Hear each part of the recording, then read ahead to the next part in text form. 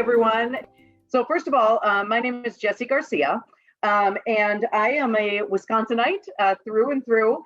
I grew up in Madison, and I grew up really loving the Olympics. It was like the first sporting event that I fell in love with. I remember being 10 years old in 1980 and watching the 1980 Olympics. And actually, the event I remember the most is the luge for some reason, more so than some of the really famous events that happened in 1980 that we can get more into later.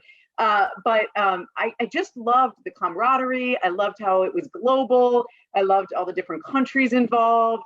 And so the chance to write a book about Olympians so many years later was really, really exciting for me.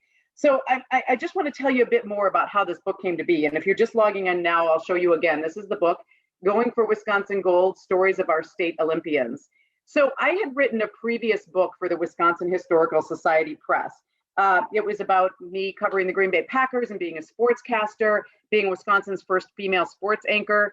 So that book, My Life with the Green and Gold, Tales from 20 Years of Sportscasting, came out in 2013. And about a year or two later, 2014, 2015, the editor from that book, from the Wisconsin Historical Society Press, contacted me and said, would you ever consider writing a history of Wisconsin Olympians? And I was like, yes.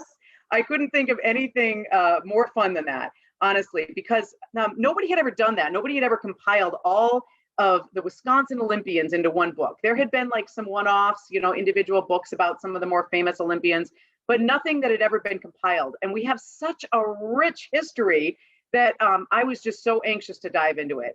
So I felt I knew a decent amount about the modern Wisconsin Olympians because I worked and continue to work at an NBC station, WTMJ in Milwaukee. And NBC is the network that carries the Olympics, of course. So for over 20 years, we had followed these athletes' careers. We did tons of stories on them. But I didn't know much about things, say, before 1980. So I started researching when I got the assignment, and I was stunned to find out how large Wisconsin loomed in Olympic history in so many ways. I mean, stunned. We always joke that like Wisconsin is a part of everything. And the state really is in a number of ways.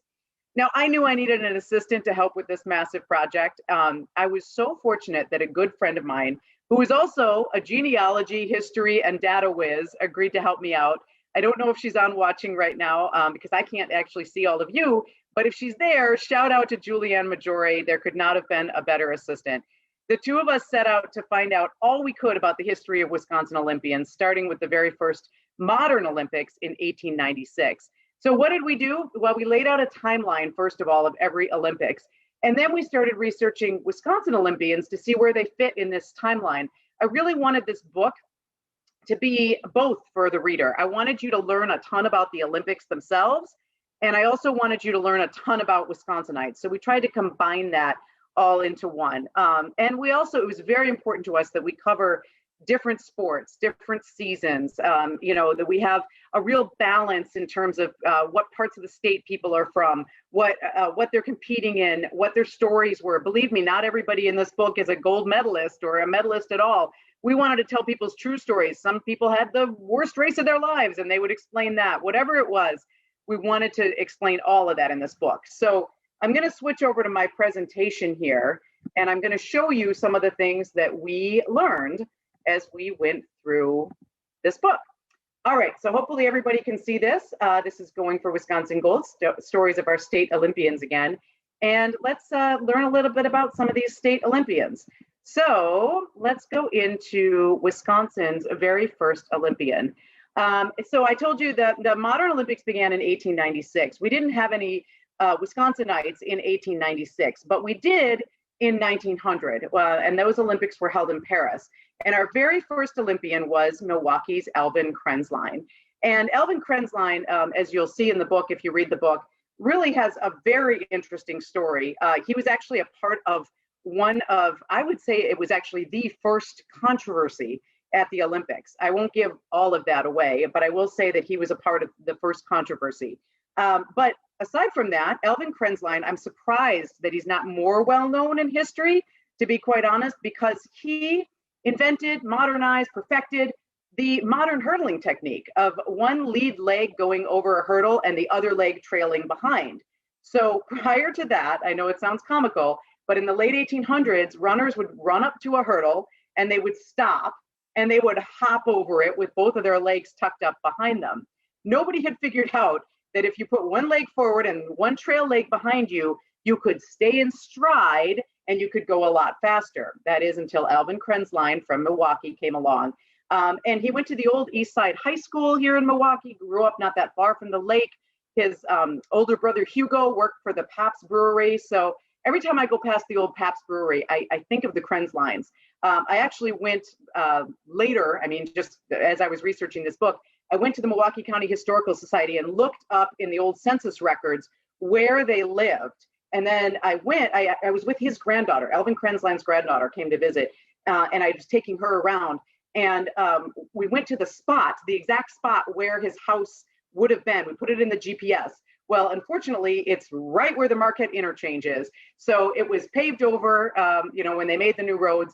His house is no longer there, but I think of him all the time and his contributions to the sport. I should mention that his coach, Mike Murphy, had invented other famous things in track and field, including crouching at the starting line. So the two of them are incredible figures in the history of track and field. Okay, so a little bit more here. Two things I want to show you here. Let's start with the small circle over here. The small circle is Oscar Osthoff. And if any of you know the Osthoff Resort in Elkhart Lake, his parents owned the Osthoff Resort. And as Oscar grew up, he was a bellboy and he would carry the bags from the train station upstairs to people's rooms. And maybe that was the beginning of his strength. I don't know, but he was an Olympic weightlifter in 1904. Those Olympics, which were held in St. Louis as part of the World's Exposition Fair. And he won a couple of medals there. In the larger circle here, you'll see George Pogue. And this was another thing that I was stunned to learn is that the very first Black medalist in Olympic history grew up in lacrosse. So he was not very well known. He won a couple of bronzes at the 1904 Olympics. Not extremely well known because he only did the one Olympics. He kind of disappeared into obscurity. He never had children of his own, so there was no sort of lineage to pass on and his stories.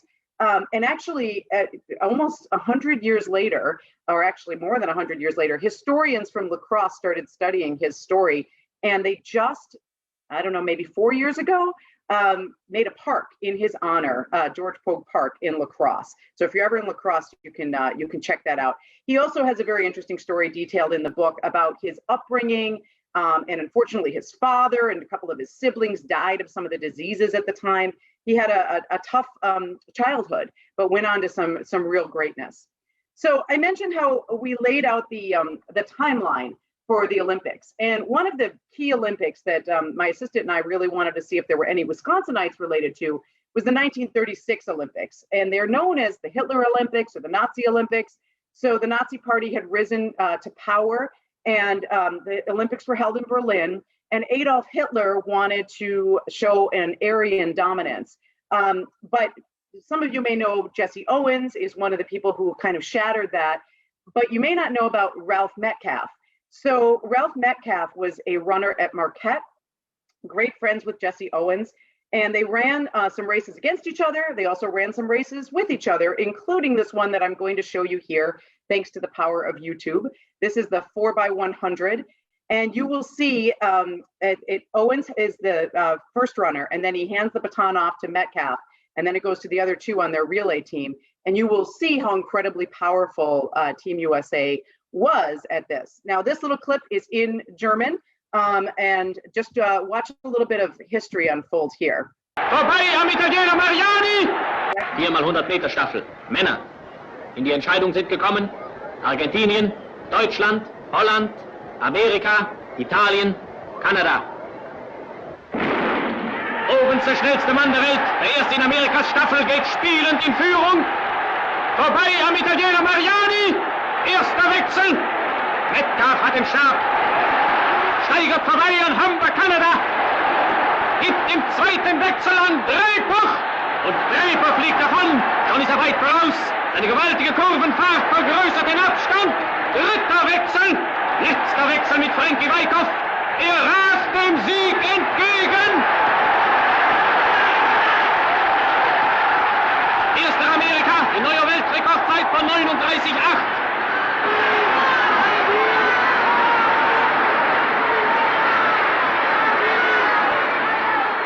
Zweiter Italien, Dritter Deutschland.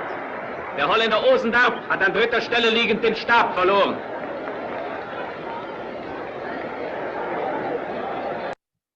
Okay, so that's a little bit of history there. And I just wanted to mention that Ralph Metcalfe went on to be a congressman from Illinois, and he did some great things, including he was one of the first people to really spearhead Black History Month. He has a Metcalfe Park neighborhood named after him. There's a Metcalfe School. There's a Metcalfe Federal Building in Chicago, and there's a Metcalfe Scholarship at Marquette. So extremely well known, but you know, sometimes you hear about Jesse Owens, but not necessarily about Ralph Metcalfe. So, and I should mention as I'm saying this too, that, you know, it was really important to me to be able to tell the stories of these athletes through themselves, if they were alive, or their children or descendants. And so, for instance, with Ralph Metcalfe, I was able to hook up with his son and interview him about his dad. And as I mentioned, Alvin Krensline, speaking with his granddaughter. So, you know, I really wanted to tell the stories that way.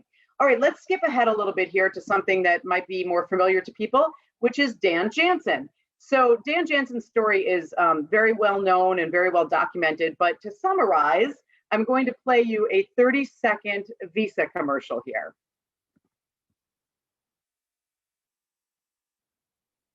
Hours before his race in '88, Dan Jansen's sister, Jane, passed away. He'd promised her he'd win gold. He didn't.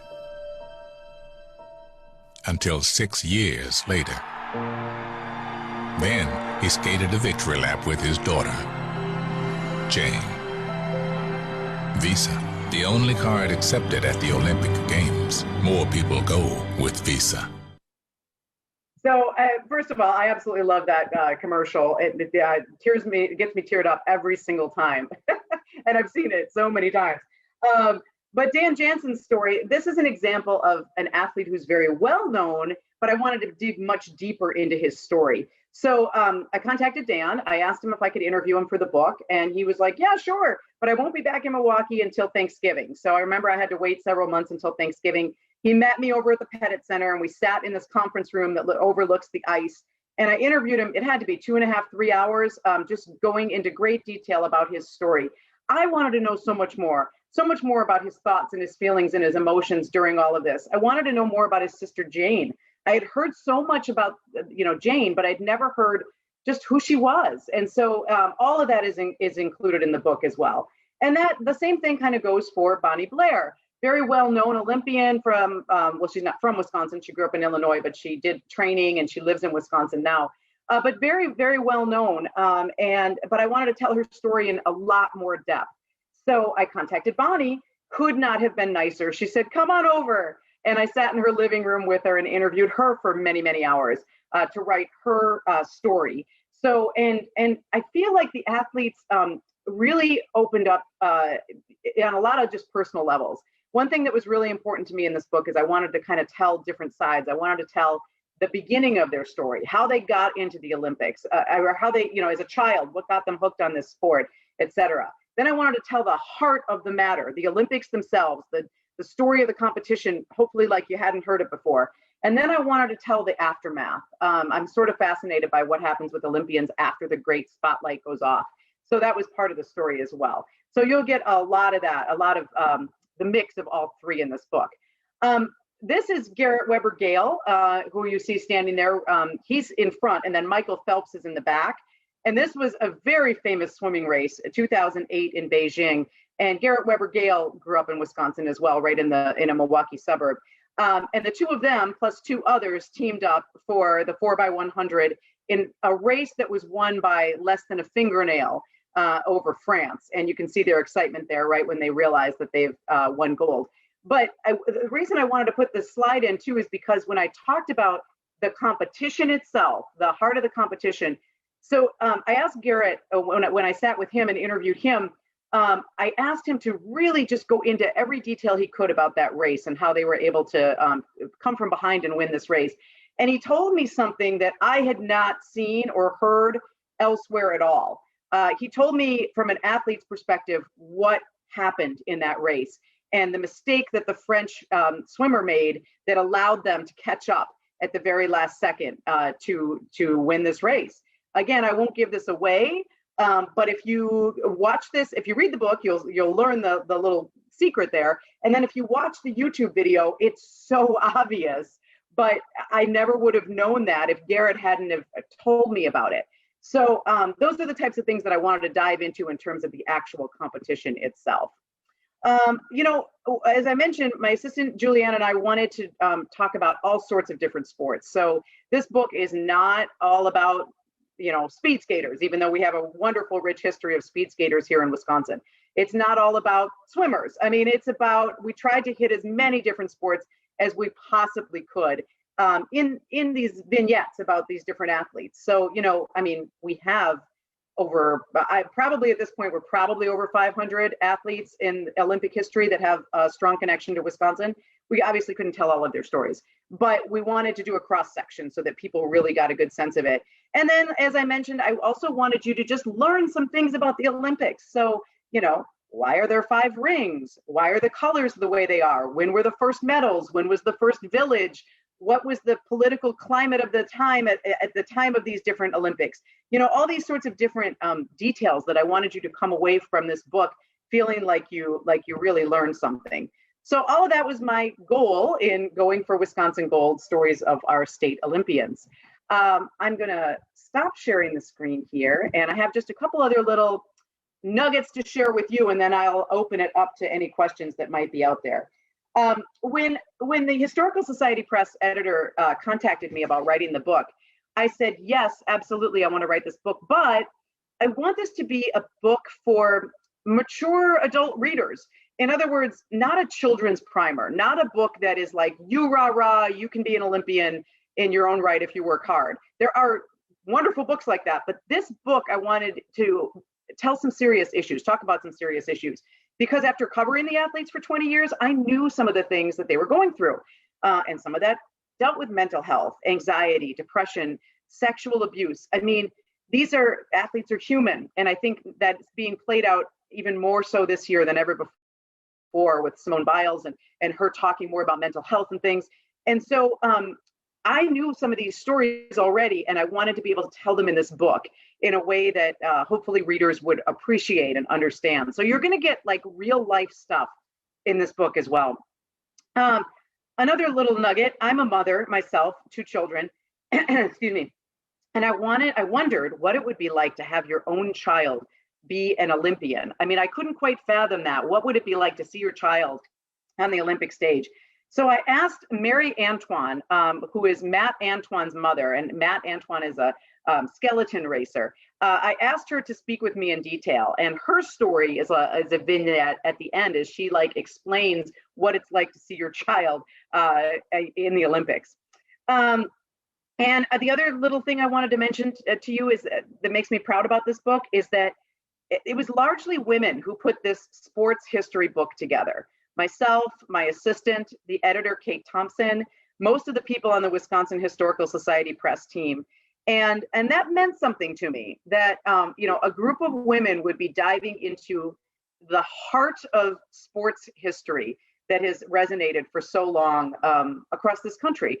And I just got to say, in sort of summation for this part for me, it was an absolute blast writing this book. I loved every chapter because I was able to dive into history. At one point, I had this humongous stack of Olympic history books on my bedside table. And I mean, I was just reading and marking things and taking notes and contacting sources and, you know, just having a grand old time. We talked about 1980. Of course, that was the Miracle on Ice. And that chapter, just as an example, was so much fun to write. I was listening to podcasts about the Miracle on Ice. I was watching movies about the Miracle on Ice, you know, just diving into it as much as I possibly could. So I think I said in the acknowledgments at the end of the book, I can't quite be as punny as to say that this book was my own gold medal, but as a writer, it was definitely a pinnacle for me. It was something that I felt really proud to bring forth into the world. And we had a really great time actually when we had the book launch. I invited every Olympian that I had interviewed or their family And we had an amazing turnout of Olympians at the book launch in Madison, at the Madison Public Library. And as I mentioned, Alvin Krensline's granddaughter, whom I tracked down via Facebook and all kinds of online sleuthing, she'd never been to Wisconsin before. And so to show her where her grandfather grew up, and to show her where he went to school at UW-Madison for the first couple of years before he transferred to a different school in Pennsylvania, to Penn, was so meaningful, you know, and to get to know her. So all of those things were just really, really special to me as I wrote this book, and I really enjoyed it. So Jerry, I will ask you if there are any questions from anybody out there related to any aspect of either the writing of the book or the history of Wisconsin Olympians. And again, if you have a question, just please pop it on in there. We've got a little bit of time here where I can answer a few questions. All right, so Judith asks, what was your favorite story? You know, somebody else asked me that recently, and and I had to actually rack my brain because there were so many of them, and each one is sort of like your baby. It's really hard to pick one that is your favorite story. I'm going to tell you about one, and I don't know that it was my ultimate favorite, but I really enjoyed this one, and because it's a different sport, and that's sailing. And it was Buddy Melgus, who is he's in his 90s now, and he lives down in Lake Geneva. But to hear about his sailing adventure through the Olympics and also through the America's Cup, and he's very, very well known in the sailing communities. But what really touched me is that, you know, there had been some stuff written about him, but not in a compilation with other athletes. And when I contacted Buddy and his wife, and they said, sure, come on down to Lake Geneva, I sat in their living room with them, and he showed me all his old, you know, trophies and medals, and told me his stories. And it felt like I was really just, you know, documenting that history from him at such a key, important time. I loved hearing his stories. And as one example of his stories, his father was a sailor as well. And so at the dinner table, his father would take the salt and pepper shakers, and he would move them around as if they were boats, and he would explain some of the intricacies of sailing. So if the wind comes this way, you're going to do this. And if this boat comes this way, you're going to do that. And the vision of them, like at the kitchen table doing that, just always kind of touched me. So I'll throw that out there as one of my favorites, I guess, but hard to pick one. And Kate asks, do you have a favorite moment yet from this year's Olympics? Well, I'm actually looking forward to watching tonight, because we have a Wisconsinite from Rice Lake, Kenny Bednarek, who is a runner, and we're going to watch him tonight. I won't give any spoiler alerts away if you're holding out to watch the Olympics tonight, but I'm really looking forward to watching his race, and I have a feeling that might become a highlight. But as I said, I could watch just about any sport in the Olympics. I love gymnastics. So made it a point to really watch all the gymnastics that I could. And of course, anytime there's a Wisconsinite, I'm tuning in as well. Amy asks, what was the most challenging part of the entire process? Ooh, most challenging part.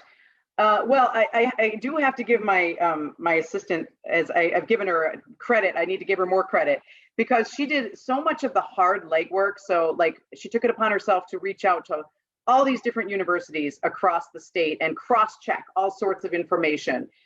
You know, find out, okay, this is who we think might have been from your university, but are we correct? Are we forgetting anybody? And then she compiled all of this into this giant spreadsheet. And she and I would like pour over this, like, okay, who are we going to highlight from these different Olympics? So I think maybe just the legwork that she did, I'll give her all that, and then the laying out of the timeline and figuring out who we wanted to talk to. The other thing that I didn't mention is this book is chock full of photos, and so I asked each and every Olympian or Olympic family for photos, and I didn't want just the stock images, like, you know, you've seen Bonnie Blair in mid-stride speed skating, you know, many, many times. I didn't want that. I wanted personal photos. So, you know, I wanted Bonnie Blair as a child. I wanted behind the scenes type photos, that sort of thing. And I got a lot of them. And so like Oscar Osthoff, I mentioned him at the very beginning. I met with some of his descendants at a restaurant out in Wauwatosa, and they brought photos along that they allowed me to then scan in and use. So I'm not saying that's difficult, but like just all of the collecting and collating all of the photos to go into each chapter was super important to me and was like a big part of the clerical part of the book.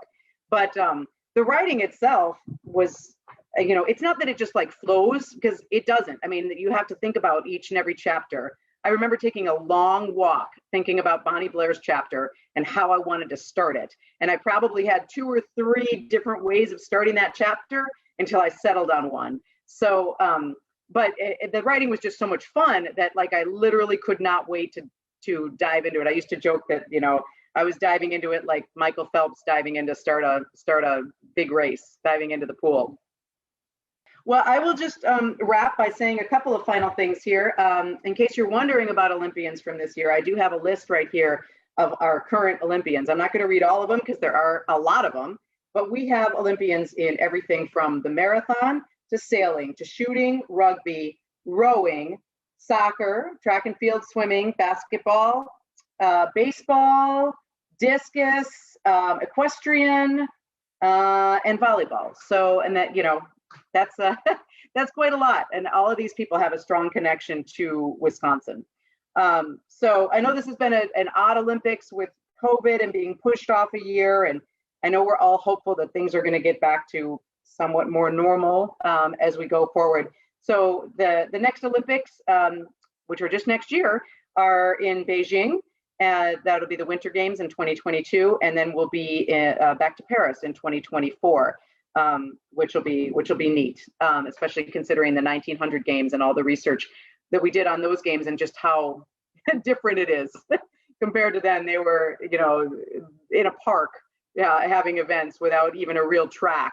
And to look at what it's become now is pretty incredible. And if you have Olympic fever and you're interested in the book, obviously you can find it at bookstores and all the normal places. So thanks everyone for tuning in. And I hope it was helpful and maybe you learned a little something new about the Olympics. So go Team USA and on Wisconsin. Thanks everyone.